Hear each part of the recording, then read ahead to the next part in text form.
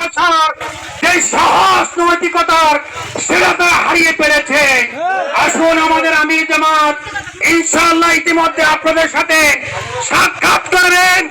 জামাত ইসলামী দেশের তৌহিদি জনতাকে সাথে নিয়ে আগামী দিনে যে সমাজ গড়তে চায় সেই সমাজ হবে সন্ত্রাস মুক্ত, দুর্নীতি মুক্ত, আওয়ামী মুক্ত, সন্ত্রাস মুক্ত, নৈরাজ্য মুক্ত এমন একটি সমাজ কায়েম করতে চায় যেই সমাজে কোনো আইন শৃঙ্খলা অবনতি হবে না, যেই সমাজে মানুষের উপর মানুষের কোনো প্রভুত্ব থাকবে না, যেই সমাজের প্রতিটি মানুষ আখিরাতের দৃষ্টিভঙ্গি নিয়ে দুনিয়ার প্রতিটি মুহূর্ত পরিচালনা করবে ইনশাআল্লাহ।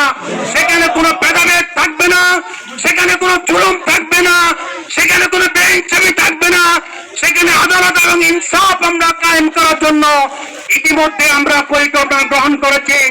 আমরা যখন 5 তারিখে আমরা বিজয় লাভ করেছি, আমাদের বন্ধু সংগঠনরা বলেছিলেন যে স্টেশনটা আমরা ভিপি গ্রহণ করার জন্য এসেছি, আপনাদের পক্ষ থেকে আপনাদের লোক পাঠিয়ে দেন। আমরা বলছি দিন পসিবল, এটা কখনো হতে পারে না। আমরা দুর্নীতি মুক্ত সমাজ কায়েম করতে চাই। আমরা নিজেরা দুর্নীতি করব না, চাঁদাবাজি করব না, এই সমাজের মধ্যে কাউকে চাঁদাবাজি করতে ইনশাআল্লাহ আমরা দেব না। আমাদের দেশের প্রতিটি নাগরিক যেন শান্তি এবং শৃঙ্খলার সাথে সমৃদ্ধির দিকে এগিয়ে যেতে পারে, সেই জন্য আমরা ইতিমধ্যে বর্তমান কেয়ারটেকার সরকারকে আমরা যে রূপরেখা দিয়েছি ইনশাআল্লাহ সেই রূপরেখার আলোকে বাংলাদেশ চলবে ইনশাআল্লাহ। আমাদের বাংলাদেশের সচেতন ছাত্র সমাজ যেই ভূমিকা পালন করছে আমরা তাদেরকে স্বাগত জানাই।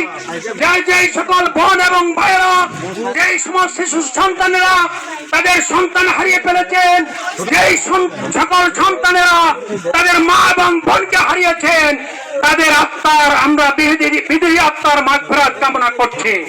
আলহামদুলিল্লাহ ইতিমধ্যে জামাত ইসলামী বাংলাদেশ ওই আন্দোলনে যারা শাহাদাত বরণ করেছেন প্রত্যেকের ঘরে ঘরে